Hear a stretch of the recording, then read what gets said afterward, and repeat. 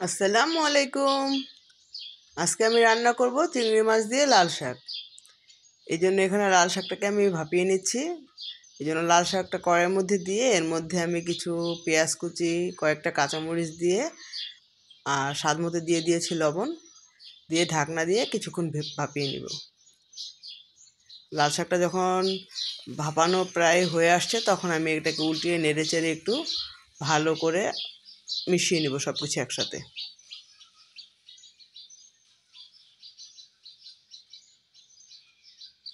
এভাবে করে লাল শাকটা খুব সুন্দর করে আমি ভাপিয়ে নিব।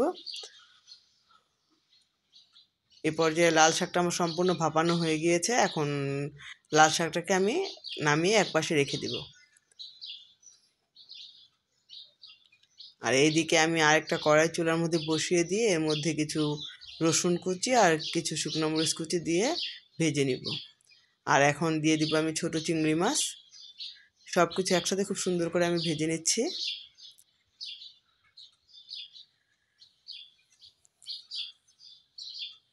কিছু পেঁয়াজ কুচিও দিয়ে নিলাম এখানে আমি, আর দিয়ে নেব কিছু কাঁচামরিচ কুচি।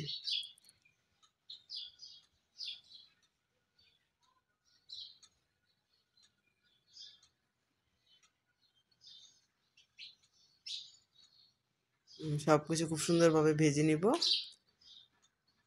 ভেজে নেওয়া হয়ে গেলে এখন আমি এর মধ্যে দিয়ে দিব একে একে সামান্য কিছু মশলা। এখানে আমি দিয়ে দিচ্ছি হাফ চা চামচেরও কম পরিমাণ হলুদের গুঁড়া, আর হাফ চা চামচ পরিমাণ মরিচের গুঁড়া। এখানে আমি কাঁচা মরিচের শুকনো মরিচ যেহেতু অনেক দিয়ে নিয়েছি, এই জন্য মরিচের গুঁড়োটা আমি পরিমাণে অনেক কম দিলাম। আর এখন দিয়ে দিব পরিমাণ মতো পানি। এখন সব কিছু খুব সুন্দরভাবে একটু কষিয়ে নিব। আর দিয়ে নিচ্ছি সামান্য পরিমাণে একটু আদা রসুন, হাফ চা চামচেরও কিছু কম। এখন সব কিছু খুব সুন্দরভাবে কষিয়ে নিব আমি। মশলাটা যখন কষানো হয়ে যাবে, তেল ছাড়তে শুরু করব, এই পর্যায়ে আমি লাল শাকটাকে এখানে দিয়ে নিব। এখন লাল শাকটাকে দিয়ে খুব সুন্দর করে নেড়ে নিব, এতে মশলাটা সব দিকে খুব সুন্দরভাবে মিশে যায়। আর এখন এভাবে আমি 5 মিনিটের মতো রান্না করব ঢেকে।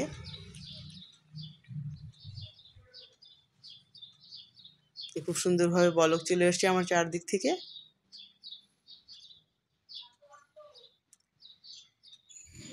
এভাবে করে লাল শাকটা যখন একটু মাখো মাখো হয়ে যাবে তখন আমি এটা চুলো থেকে নামিয়ে নেব।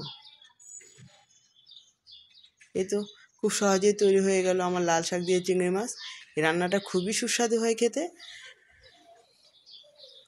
আপনারা অবশ্যই বাসায় একবার ট্রাই করে দেখবেন, ভালো লাগবে। আল্লাহ হাফেজ।